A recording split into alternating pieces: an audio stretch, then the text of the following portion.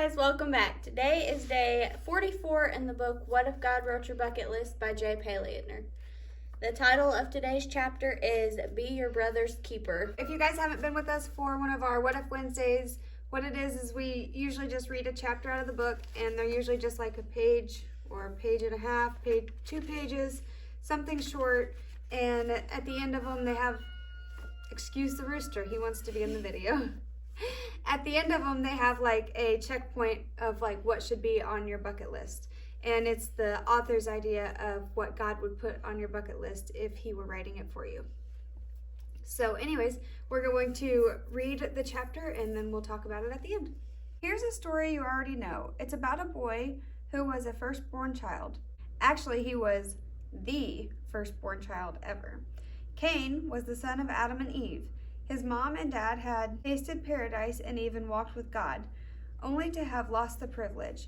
But whatever lesson they learned, they didn't pass it on to their eldest child. Cain became a farmer of sorts, working the soil. When he presented some of the fruits of his labor as an offering to God, they were rejected. And Cain became angry. What made it even more... Hello, rooster again. What made it even more irritating for Cain was that God readily accepted a gift from his little brother, Abel. The Bible doesn't say specifically why Cain's gift wasn't worthy, but we get a hint when we read that Abel's gift was top-notch, the best of the firstborn lambs from his flock. Maybe Cain skimped, not giving his best to God. Maybe his heart just wasn't in it. Whatever the case, God speaks directly to Cain and gives some pretty clear instruction to him and the billions of people to come through the words of Genesis 4:6-7. Then the Lord said to Cain, "Why are you angry? Why is your face downcast? If you do what is right, will you not be accepted? But if you do not do what is right, sin is crouching at your door. It desires to have you, but you must overrule it." Of course, the Lord knew why Cain was angry and downcast. But that's not unusual for God to ask questions to which he already knows the answer. Just a chapter earlier, he asked Adam and Eve, "Where are you? Who told you that you were naked? Have you eaten from the tree that I commanded you not to eat from?" That was Genesis 3:9-11. God wasn't expecting a response. He was well aware of what had already transpired with the fruit, the snake, and the tree of knowledge of good and evil. After his 2 initial questions to Cain, God gave some pretty clear instruction with implications for all mankind.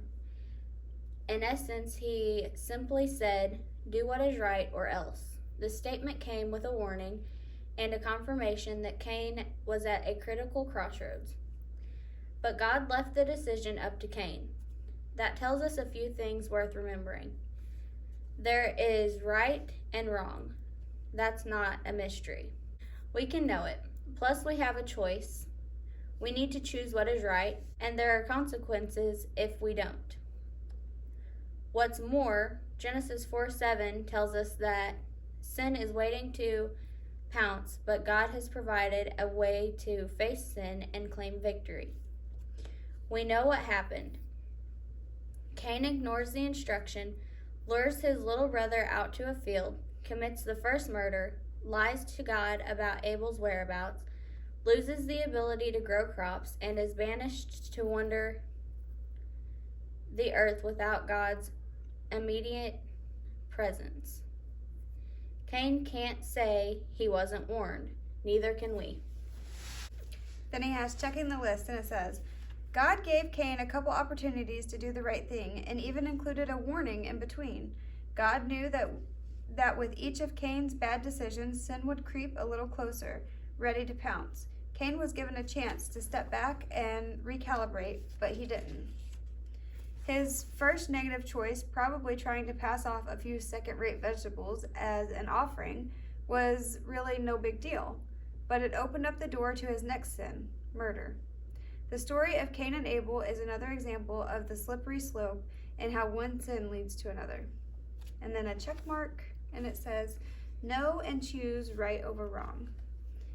And just like we talked about in our Bible study this week, which was posted on Monday,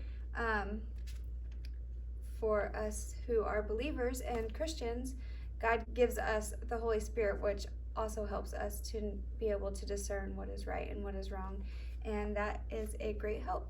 But it doesn't mean that it can't still be difficult. So that is all for this week's What If Wednesday. Be sure to come back next week for day 45, and the title is Celebrate Quirks. I have a few. So if you like What If Wednesdays, then come back next week for that. And if you just like hanging out with us, we also post videos on Mondays and Fridays. Mondays videos are Bible studies, and Friday videos we just do something kind of fun and lighthearted, usually food, makeup, fashion, DIYs, something silly that we just enjoy doing. So if you're interested in any of that, then you can like and subscribe. And if you want to be notified whenever we upload our videos, be sure to hit the little bell after you subscribe. Yep. So we hope you guys have a good day. We hope you have a good week, and we will see you guys in the next one. Bye.